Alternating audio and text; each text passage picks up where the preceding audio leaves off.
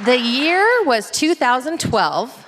Peyton Manning had just signed on to be the quarterback of the Denver Broncos. Our family was recovering from the 2008 recession, and the baby that I was pregnant with was to be a boy, which was very exciting because we already had 2 girls at the time. They were 8 and 3. And so it was a new year, and we went into that new year with hope. Hope for a new baby, hope for a new job, and hope that possibly the Denver Broncos would actually win the Super Bowl, which at that point hadn't happened since 1998, I believe. Hi, friend. And that son was born. Our son, we named him Lincoln, not because we're from Nebraska, but the president. Okay, that's bigger than Nebraska, right? Don't tell my parents. They still deeply believe that we named him after their hometown. Anyway, we named him Lincoln, and he was just happy and healthy and this perfect little boy. And we were third-time parents, so we were like, we got this. It's fine. And for the most part, we did. We weren't surprised by the late nights or the, tears, but he did have just the littlest tiny rash. It seemed really insignificant at first, but then it just grew and grew. And so we took him to the pediatrician and the dermatologist, and then we tried all these creams and home remedies and all these, wives' tales, anything anyone would tell me to work on the rash, and it just kept getting worse. And then I looked at my husband one day and I said, guess what? All we're doing and all we're talking about is this little boy and his rash. We weren't sleeping well. We weren't communicating very well. We were missing a ton of work, and the only thing I had time for was to eat all of my feelings. And so I showed up at the daycare provider's house to pick my son up after a day of work, and she said, Jessie, you just have to see this. And she brought me to his crib where he had been laying all day, and she pulled back his diaper. What had been a rash was just nothing. It was completely raw. He looked pale, and he looked hot. And so we knew that we had to go straight to the emergency room, and we did. When we got there, the lovely triage nurse started doing her thing, and she was, reading all the monitors and taking the temperature, and I said, should we just go sit down? She quickly barked, no, you will not be sitting down. And she was right, because we didn't sit down until much later that night when we were admitted to the PICU, where my son almost instantly was given his first of many blood transfusions. That night is a complete haze, but we met so many specialized doctors that night, coming in, trying to determine what might be going on. None of the doctors were less welcome than the pediatric oncologist that came in at about 2 o'clock in the morning. I saw him come in, I read his tag, and I looked him straight in the eye and said, hey, we don't want you in here. You need to leave. That's just a life hack if you're gonna go into pediatric oncology, study that as a specialty. People don't actually like you, so just a tip. It took 5 excruciating days for that incredible team of doctors and nurses to determine a diagnosis. That same doctor came into our hospital room and he said, Jessie, Jeremy, your 5-month-old son has multiple system Langerhans histiocytosis with risk organ involvement caused by the BRAF V600E mutation. And I said, well, that's not even an option that we had considered, because we don't even know what that is. I mean, I got an A in biology, and I don't remember what a histiocyte is. Still can't fully tell you, but definitely you want them to be operational, because when they're not, bad things happen. He said, this is very rare. It's very aggressive. And we will have to start chemotherapy right away. I have never seen a child with this severe of LCH. None of us in the hospital have. So we have reached out to the nation's expert on LCH, and he will be guiding us in his treatment. And I'm gonna tell you this. I will work as hard as I know how to help your son get better. And I believed it because he had tears in the corners of his eyes. I know now that he had just become a father himself only months before. I looked at my husband, who looked like he had been hit by a truck, And we had so many questions. But there really wasn't time to answer any of them because, like he said, a nurse walked into our room in complete head-to-toe hazmat gear, and she started administering chemotherapy to our infant son. My husband and I made the very difficult decision that he would go home, take care of the girls, and take care of our house. And I would stay at the hospital. My school district generously allowed me to have a leave of absence. I stayed with my son at the hospital so I could care for him alongside the doctors and nurses. My husband learned how to do ponytails, pack lunches, manage our budget on a shoestring. And I learned how to count respirations, how to convert all measurements to the metric system. And I also learned why it's preferable for your child to have gram-positive rods growing in their blood cultures instead of gram-negative ones. I seriously think I could pass a level 1 hematology class to this day if anyone wants to test me. And during that time, we were supported by so many of you. Some of you sitting in this room remember that story, remember when this was happening to us. You fed us, you provided financially for our families, you mowed our lawns, you cleaned our showers, you brought Diet Coke to the hospital. I have no idea why blank Children's Hospital only has Diet Pepsi, but whatever. You took such good care of us, and we're so thankful for that. We were thankful then, and we're thankful now. And that doctor, that young doctor, he did exactly what he said. He worked so hard. And his team worked so hard. And they were not afraid to ask for consultations. They were not afraid to deliver the hard news. And they tried their hardest.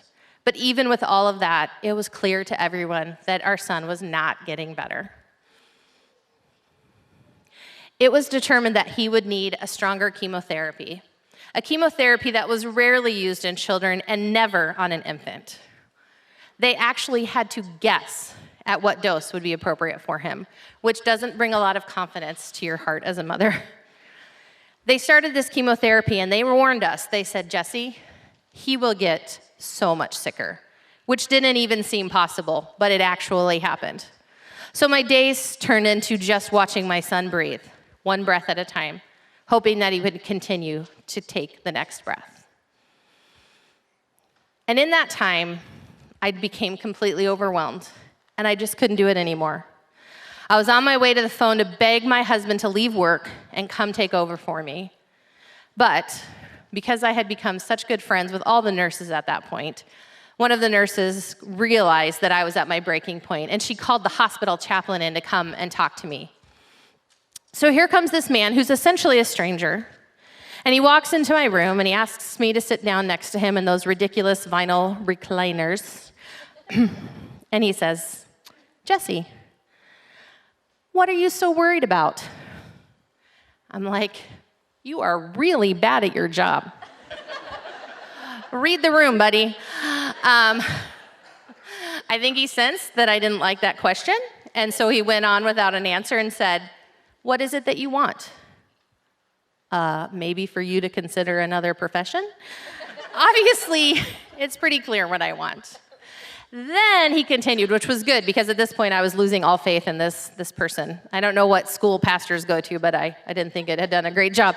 But he continued and he said, I've been doing this job for a long time, and I know less about how God works now than I did before I started. I do not always see healing, but sometimes I do. And when I do, it's not like the movies. And it's not even like the stories we know from the Bible. Most often, the healing that I see comes in tiny little steps. One good thing that leads to another, that leads to another, that leads to another. I am making no promises to you today, Jessie, but right now, let's pray for something good to happen today. What would be good? What would be good to happen today? Well, it'd be good if my son didn't have a fever the next time the nurses came in to check. And so we prayed right there in that room that my son would not have a fever the next time the nurses came in. And sure enough, he did not. That tiny fever-free window allowed them to do a procedure that they needed to do to get some information about next steps. That procedure led to the next step of removing his very enlarged, very diseased spleen. And while it took a lot of effort to find the exact right day for us to do that surgery, and there was a huge amount of risk involved with it, ultimately, the surgery was a success. After that surgery, we were able to watch our son learn to sit up. We were able, yes, I know, that's like my favorite picture. We were able to watch him smile for the first time. We were able to ultimately be able to leave the hospital altogether and do our chemotherapy treatments outpatient, which was a big deal because he was there for 190 days. And that was like the movies. The nurses and doctors lined the halls of the hospital and clapped for us as we walked out because they were not the only people that were surprised that he was leaving. Healing came slowly, but it did come. We had a couple hiccups along the way, but mostly positive movement after that. We got to watch him take his very first steps in his own home. I got to register him for kindergarten. I got to see him learn the elements in the periodic table and then recite them back to me in order of their atomic weight. He's a little bit of a smarty, in case you haven't figured that out. He's still here. He's not actually here right now. He's home. But he is a 10-year-old boy right now, and he is perfectly healthy. Yeah, you can clap for that. Yeah. When I was asked to share this story, I said, yes, of course I'll share this story. It's such a good story, if I do say so myself, right? It starts out really scary, then it gets sad, but then it ends with this incredible celebration. And I love this story because of that truth. But there's something that I know for sure, is that everybody doesn't get the ending to their story like we did. I asked Nicole to read the verses in Isaiah because the truth is, when I think about what God taught me in that time, he taught me that there is a great distance between God and man, and that when we seek him, we have to acknowledge that distance and understand that God's ways are not our ways and his thoughts are not our thoughts.